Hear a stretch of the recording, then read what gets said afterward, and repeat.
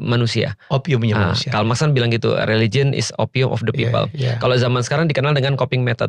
Jadi orang-orang yang malas, orang-orang yang nggak bisa mikir, orang-orang yang super mager gitu kan ya. Dia otak manusia perlu penjelasan. Perlu penjelasan. Kenapa sih kita nih miskin? Kenapa sih kita nih selalu kurang? Dia bilang takdir. Larinya ke agama. Nah, ini yang aku bilang sesuatu yang salah sebenarnya. Dia menimpakan atas kemalasan dia dan ketidakmampuan dia dan kelemahan dia ditimpakan ke Allah.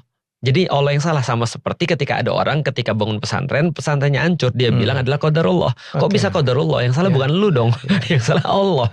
Nah, ini coping methodnya orang-orang yang salah. Kenapa kamu nggak dapat ini? Ya belum rezeki. Kalau udah rezeki ya dapat. Nah, ini menurutku pengajaran Islam yang salah. Aku berkali-kali ketika dalam pengajian qada wal qadar ataupun takdir ini harus dijelaskan secara benar. Kalau enggak orang jadi coping method yang salah. Harusnya Islam tuh jadi coping method yang benar. Karena nanti kita tahu juga di di negeri-negeri industri manufakturnya itu paling tinggi, kita tahu tingkat stres paling tinggi juga. Gara-gara mereka gak punya coping method kan.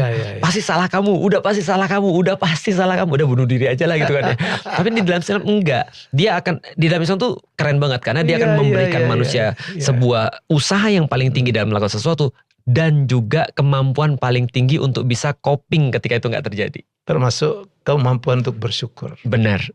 Itu kerennya Islam. Tapi sayangnya sekarang tuh kita diajarin salah.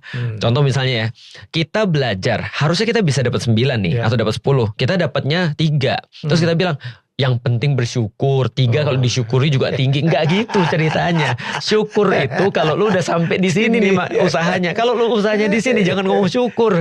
Harus digampar tuh kalau ngomong syukur.